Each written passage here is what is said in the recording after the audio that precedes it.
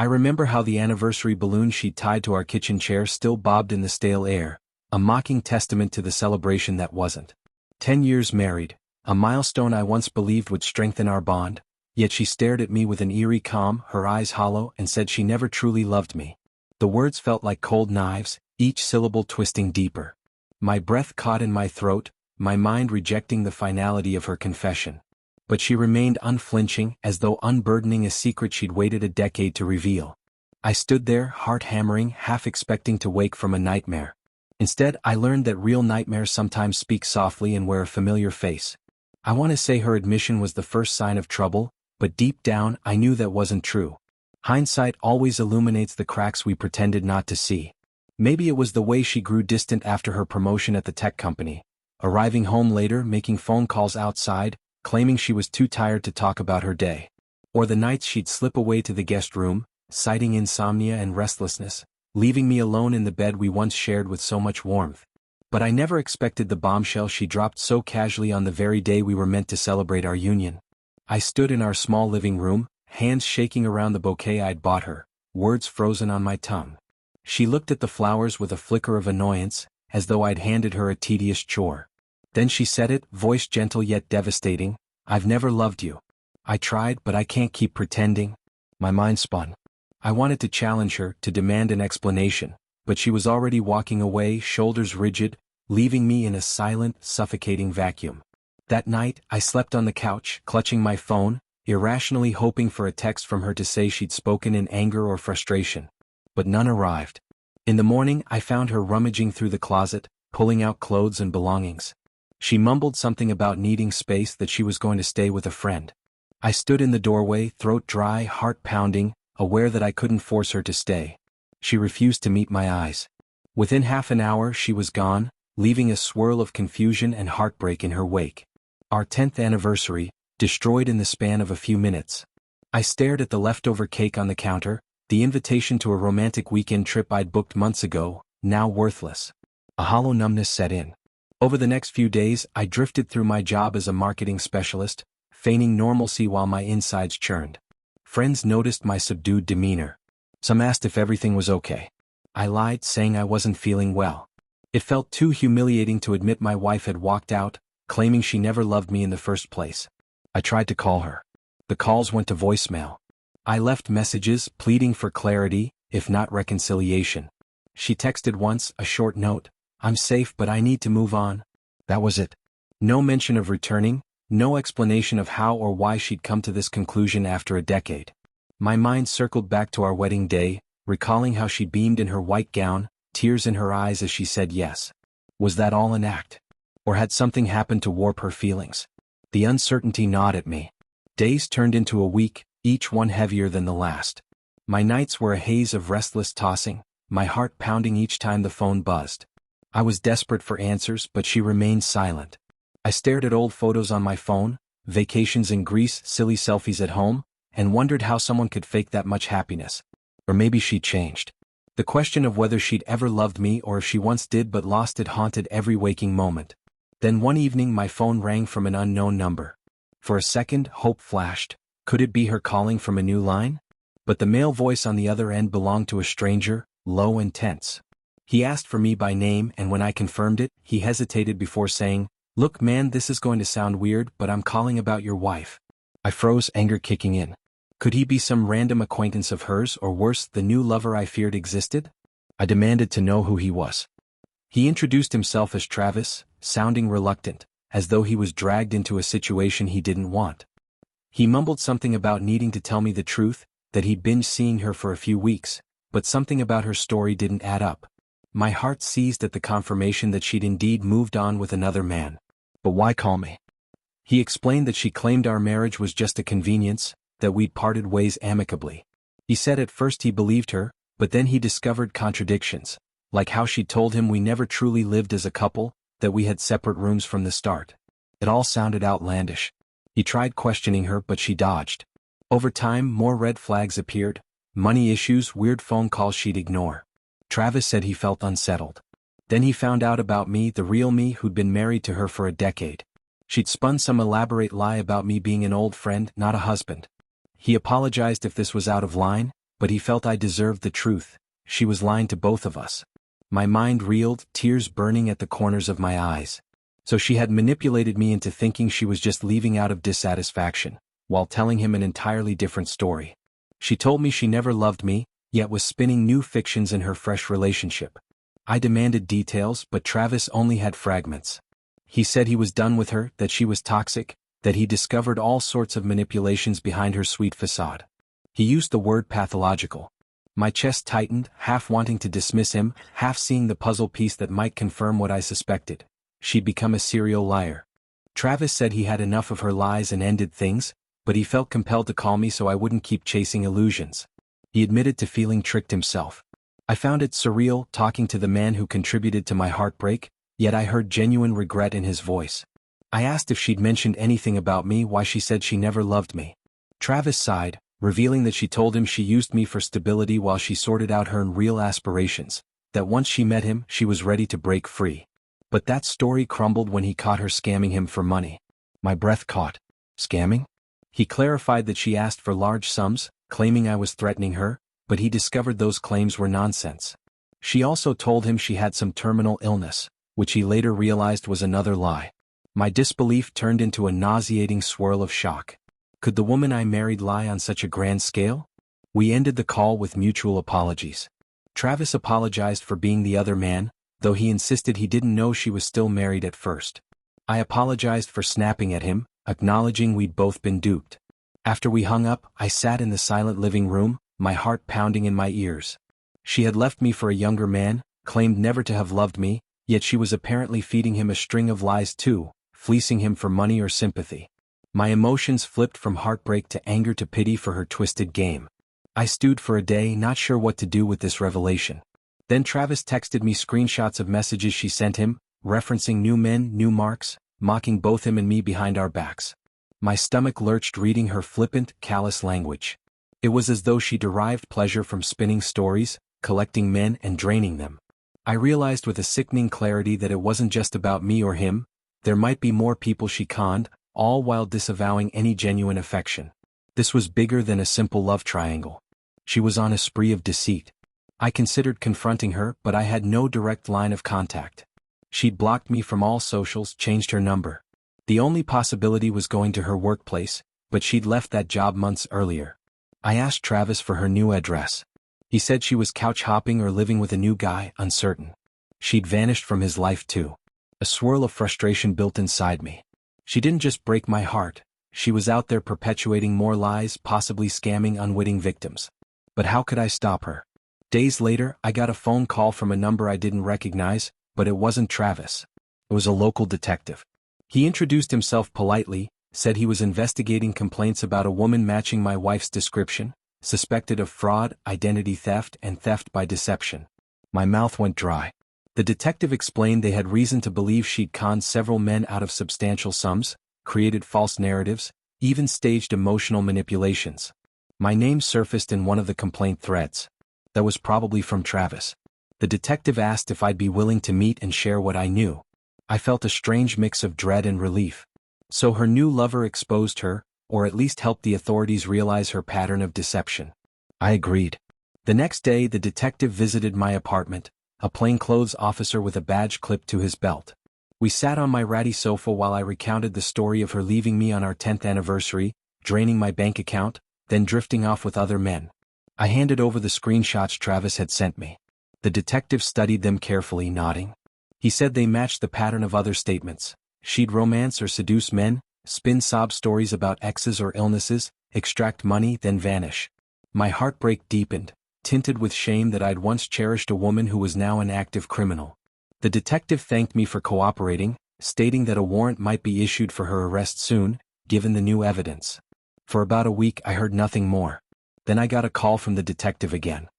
He told me they'd apprehended her at a motel in a neighboring state, ironically in the arms of yet another man who was clueless. She'd used a fake identity, but they traced her through financial records. She was in custody, facing multiple charges including grand larceny and fraud. My breath caught. She was behind bars now? The detective asked if I wanted to give a victim impact statement. I felt a wave of conflicting emotions. Vindication, sadness, maybe a tinge of pity. So the day came when I walked into that same courthouse where our divorce had been finalized. The fluorescent lights, the hum of tension, the faint squeak of my shoes on polished floors, it all felt painfully familiar. She was seated at the defense table, head hung low, wrists cuffed. She wore a cheap suit, her hair unkempt, face void of that smug confidence. It was the first time in months I'd seen her in person. I remembered how triumphant she looked in the previous hearing, younger man by her side. Now she was alone, no new lover, no illusions left, just a pile of charges stacked against her. She glanced up, spotting me. Our eyes met across the courtroom. The old anger flickered, but it was tempered by the sight of her so diminished. She looked lost, frightened, and for a fleeting moment, my heart twisted at the memory of better times, back when she smiled at me with genuine warmth, if it had ever been genuine. The judge read out some preliminary remarks, referencing the allegations. The detective approached me, whispered that I could speak if I chose. My chest tightened. I still wasn't sure if I wanted to see her rot in a cell or if I felt an odd sense of pity. In the end, I spoke briefly, describing how she'd emptied our joint account, left me in emotional and financial ruin. I admitted I was just one of several men she conned, apparently. My voice trembled with leftover heartbreak and anger. She kept her gaze down, tears slipping occasionally. I finished by saying I hoped the legal system would treat her fairly but also protect others from her. As I walked back to my seat, I avoided looking at her. My heart pounded, adrenaline coursing through me. After the proceedings, I was free to leave. She was led out by bailiffs, still cuffed. She risked a glance at me, mouth opening as if to say something, but the bailiff nudged her along. That was the last I saw of her in person. I exited the courthouse into a bright afternoon, the sun unexpectedly warm on my face. Strangely, I felt no triumph in her downfall, only a weary sense of closure. The younger man she left me for had exposed her, along with others. She'd run out of illusions and victims to manipulate. In an odd twist of fate, the heartbreak she inflicted on me turned out to be a fraction of the damage she caused overall. Now, some time has passed. I still wrestle with trust issues. But I've begun to rebuild, found a new place to live, embraced friendships that got sidelined during my marriage. Work has become a sanctuary of sorts, a place where I can measure progress by tangible metrics rather than intangible heartbreak. I heard through the grapevine that she took a plea deal, serving a reduced sentence in exchange for testifying against a ring of con artists. Maybe that's her path to redemption, I don't know. Friends occasionally ask if I'm relieved or happy about her arrest. I can't say I'm happy. Sadness still clings to the edges of memory, sadness for what we had or what I thought we had. But I am relieved. At least I'm no longer haunted by the question of why she never truly loved me, or if I was the sole reason for her departure. The more I learned about her string of deceptions, the more I realized it wasn't about me at all. She was chasing illusions, living multiple lies.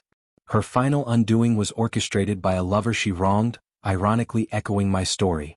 Maybe that's the only justice I'll get, the realization that it wasn't my fault, that her darkness was deeper than I could have fixed.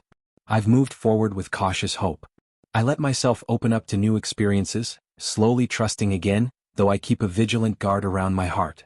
The memory of her walking away for a younger man, draining me financially, stings less now. It's just one chapter in my life story, a painful one, yes, but also a stepping stone to who I've become.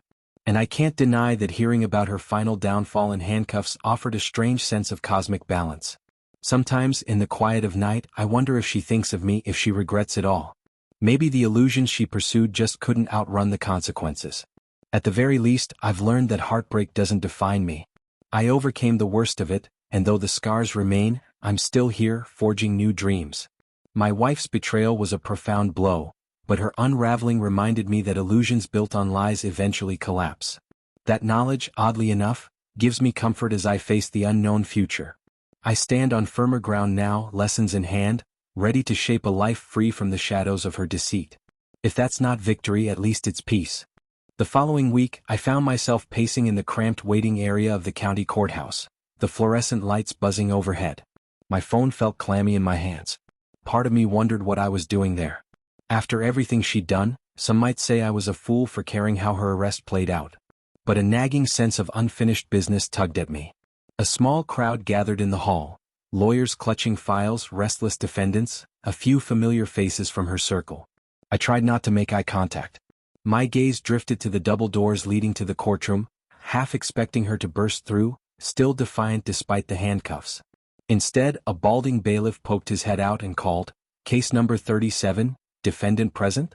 I swallowed hard and stepped inside along with a handful of spectators. Everything about that courtroom felt simultaneously too large and too small, the benches wooden and unyielding, the air thick with anticipation. She had stolen my savings, left me reeling and run off with a younger man, but I couldn't quite purge the memories of our shared life. Once upon a time she was the woman I devoted my future to. Now here I was about to watch her answer for her crimes. I spotted her near the front of the room, flanked by a public defender. No more fancy suits or smug grin. She wore a wrinkled blouse and slacks that appeared a size too big, hair scraped back into a messy ponytail. Her wrists bore faint red marks from the cuffs. She refused to look around at the onlookers. The bailiff guided her to the defendant's table. My stomach churned. This entire scene felt unreal, like I'd stepped into someone else's nightmare. When she'd left me for that younger man, I assumed I'd never see her again. I believed she'd fashioned a new life of glitzy parties and endless fun while I scraped by in the aftermath. Yet here we were, just a few months later, separated by a gulf of betrayal that ended with her behind bars. Part of me wanted to gloat, to see her humiliated. But looking at her slumped shoulders, I felt something closer to pity. The hearing began with the judge reviewing the charges. Multiple counts of fraud, conspiracy to commit larceny, and a handful of other financial crimes that made my head spin. One by one, the clerk read out the allegations, each sounding more damning than the last. It dawned on me that she'd been part of a larger ring, some elaborate scheme with her new lover and possibly others. My wife, who once claimed I was too dull for her ambitions, had clearly found excitement in all the wrong places. The prosecutor stood, detailing how she'd participated in defrauding investors through a fake property development venture. She apparently lured unsuspecting folks, promising huge returns, and then funneled the money into personal accounts. My heart twisted in disbelief. This wasn't just petty theft or scamming a single person. She'd orchestrated or at least abetted a multi-state con. The new man she left me for was nowhere in sight. Rumor had it he fled the country once the authorities caught wind of their racket, leaving her to face the consequences alone. The judge asked her public defender if the defendant understood the gravity of the charges and if she wished to enter a plea. Her lawyer said yes, she understood, and that she would plead not guilty for now. The prosecutor requested that bail remain denied, citing flight risk. My wife kept her head bowed the entire time. The judge, after glancing at the paperwork, agreed, scheduling a formal trial date a few weeks out. I thought the proceeding would end there, but as the judge dismissed the court, I noticed my wife lean toward her lawyer, whispering something urgent. The lawyer glanced my way then nodded. Confusion prickled at the back of my neck. Moments later, the lawyer approached me in the aisle, voice subdued. "She wants to speak with you. I won't force it, but if you're willing, we can arrange a brief conversation under the bailiff's supervision." My initial instinct was to refuse. She took everything from me, my money, my sense of security, the life we built. But an odd curiosity won out. Perhaps I needed to see if she had any remorse or explanation. So I found myself standing near the side door, arms folded, as the bailiff brought her over. She looked at me with a haunted expression, her eyes red and hollow. The younger man's enthrallment she once flaunted was gone, replaced by a sorrowful humility. I steeled myself, not wanting to show any sign of pity. She spoke first, voice cracking. "Thank you for agreeing to talk." She swallowed, glancing at the floor. "I'm sorry. For everything." I maintained a blank expression. "Why do you want to say that now?" I asked quietly. "Months ago you left me, bled me dry and ran off with him." She winced, tears gathering at the corners of her eyes. "I know," she whispered. "It started small. He offered me excitement, something beyond our everyday routine. Then he pulled me into these shady deals. I was naive." She paused, grimacing. "No, that's not fair. I wasn't just naive, I was greedy. I wanted the luxuries he promised. I closed my eyes to the risks. By the time I realized the scale of his crimes, it was too late. And I was part of it." Her voice trembled. I couldn't face you or anyone else once I realized how deep I'd fallen." I stood there, mind racing with the memory of her sneering face as she walked out, the flippant text messages. Part of me wanted to shout, to ask if she realized how deeply she hurt me. But the bailiff hovered nearby, and the moment felt too raw. "You said you never loved me. Was that part of it too?" I asked, voice unsteady. She squeezed her eyes shut, tears sliding down her cheeks. "I was angry, disillusioned, resentful about everything. You were stable, yes, but I blamed you for my boredom, which was so unfair. I latched onto a fantasy with him. I said horrible things to justify leaving. The truth is, maybe I did love you once, but I convinced myself otherwise to make it easier to run away. A swirl of emotions battered my heart. Pity, bitterness, a faint flicker of relief that I hadn't been living a total lie. You drained me financially, I muttered, trying to keep my tone even. I was left with next to nothing. She nodded, shame evident. I know. I told him we could use your money as a loan, that I'd handle it. I planned to pay you back eventually. She gave a sad laugh at her own naivety. Stupid. Everything spiraled. Then he vanished, leaving me to bear the blame. I guess karma caught up with me. She turned her gaze to the bailiff, who signaled we had another minute or two. I stared at her hollow cheeks, her wrists still in cuffs. This was the woman I once held in my arms, who teased me about my taste in music, who kissed me goodnight for years. Now she was in the grip of the justice system for con artistry. What do you want from me? I asked. Because I can't bail you out. I don't have the money. And even if I did, I let the sentence hang. She let out a shaky breath, tears flowing freely now. I'm not asking you to save me, she whispered. I wanted you to know I'm sorry. You didn't deserve any of this. And I don't expect forgiveness, but I needed you to hear that I regret how I ended it. How I lied. How I acted so cruelly. I didn't know what to say. A swirl of conflicting emotions tore through me, anger, pity, longing for what once was. The bailiff gave us a stern nod, indicating time was up. She wiped her tears with her shoulder, voice trembling. Thank you for listening. Then she was led away, leaving me numb and shaken, standing in that corridor with a heaviness I couldn't fully name. I walked out of the courthouse into bright sunshine, ironically warm and cheerful. My mind replayed her words, the sight of her tears, the memory of my own heartbreak. I realized I didn't feel triumphant or vindicated. I felt a cautious release from the bitterness that had kept me awake at night. She was facing the consequences of her choices, and while it didn't erase my pain, it meant I could finally let go of the what-ifs that haunted me. Her new lover was gone, her illusions shattered, and she'd learned too late that chasing shallow excitement at others' expense leads nowhere good. Over the next few weeks, news trickled in that she pled guilty to some charges in exchange for a reduced sentence, providing evidence against other conspirators. Part of me was relieved she wouldn't spend decades in prison, though another part felt justice demanded she pay for the harm she caused. Her apology still echoed in my head, as did the vow that I'd never let her or her memory define me. I poured my energy into building a new life, found a better job that challenged me, started picking up new hobbies. I even considered fostering a dog, missing the companionship stolen from me when she left. A few friends asked if I planned to send her letters in prison. I wasn't sure. Did I owe her anything? Did I want to keep any tie to that painful chapter? In the end, I decided no. I'd let her sort out her redemption with the legal system and her conscience. My closure came from knowing I wasn't the fool I once labeled myself. Just a man who believed in love and got betrayed by someone chasing illusions. The day she ended up in handcuffs was the day I realized I was freer than ever before, free to reclaim my finances, my sense of self-worth, and my hope for the future.